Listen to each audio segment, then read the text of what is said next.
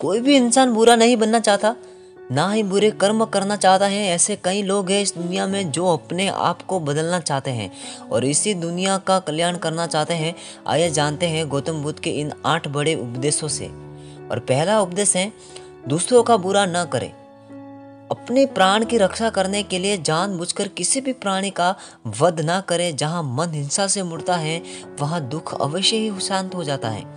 और दूसरा उपदेश है सत्य के बारे में। 3 चीजें ज्यादा देर तक कभी भी छुपी नहीं रह सकती हैं, वे हैं सूर्य, चंद्रमा और सत्य।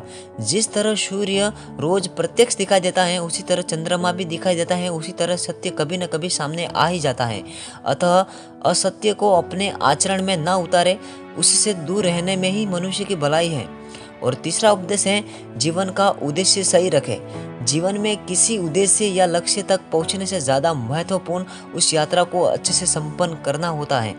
और चौथा उपदेश है प्रेम का मार्ग अपनाएं।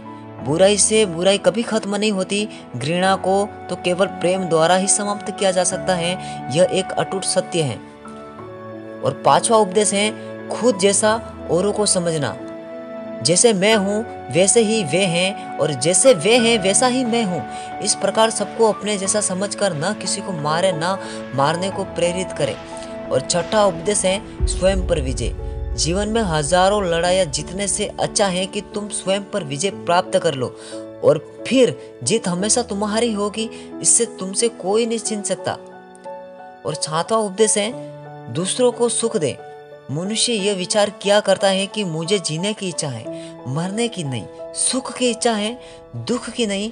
यदि मैं अपनी ही तरह सुख की इच्छा करने वालों को प्राणी को मार डालूं तो क्या यह बात उसे अच्छी लगेगी?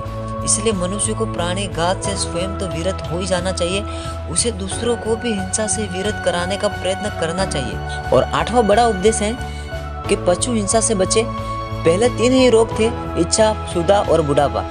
पशु हिंसा के बढ़ते बढ़ते वे 98 का वध कराते हैं, धर्म का ध्वंस कराते हैं और यज्ञ के नाम पर की गई यह पशु हिंसा निश्चित ही निंदित और नीच कर्म है। प्राचीन पंडितों ने ऐसे याजकों की निंदा की है।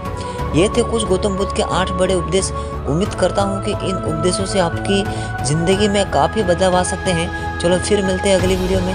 जय हिंद, जय भारत।